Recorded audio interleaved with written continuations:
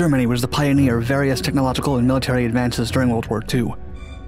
One of the most unique, innovative, and deadly of Hitler's secret weapons was the V-2 rocket. The Vergeltungswaffe 2, or Retribution Weapon 2, was the world's first long-range guided ballistic missile. During the war, there was no effective defenses against it. There was nothing that could be done to stop a V-2 rocket from reaching its objective. When the Third Reich collapsed, the Allies rushed to capture the German facilities and launch sites that housed V-2s and other technologies.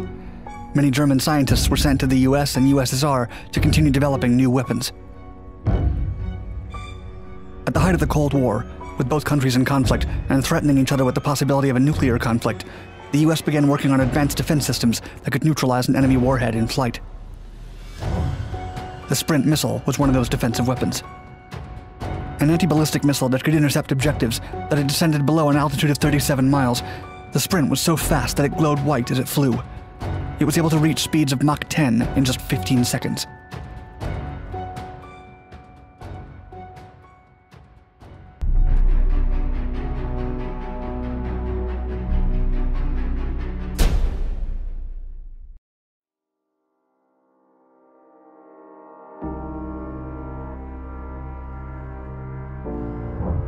In the later stages of World War II, the US Army began studying the possibilities of shooting down a V-2 rocket. In 1955, Bell Labs was tasked with developing a surface-to-air missile.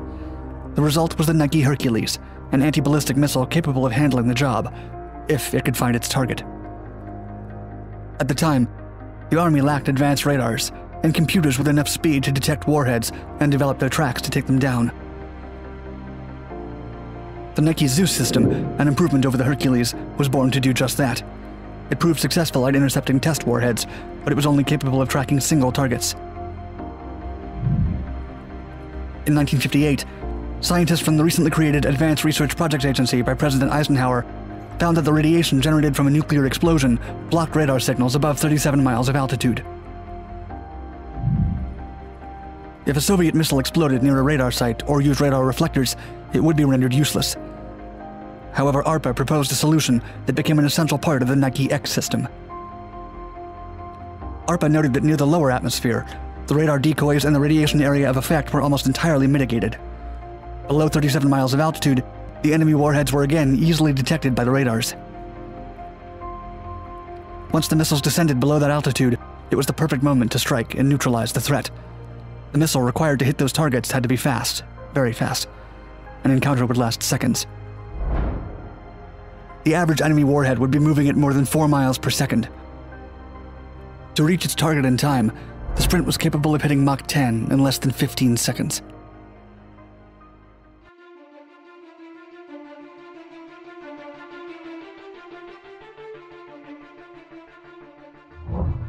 The Nike X system was equipped with a new radar system and computers that could track hundreds of objects at once and control salvos of many sprints. Dozens of warheads would need to arrive at the same time to overwhelm the system. The Sprint was of conical shape, powered by a 2-stage solid propellant rocket motor. Once the missile had been ejected from its silo by a cold gas generator, the engine was ignited. The Sprint accelerated so fast that the cover of the silo had to be blown off by explosives. Just 2 seconds after leaving the silo, the first stage ignited, producing more than 650,000 pounds of thrust.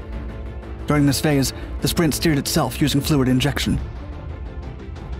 It was so powerful that upon separation, the first stage disintegrated. In less than 15 seconds, the Sprint could travel more than 17 miles. Moving at such speeds, surface temperatures on the Sprint reached 6,200 degrees Fahrenheit. This caused plasma to form around the head of the missile, making it gleam white as it flew toward its target.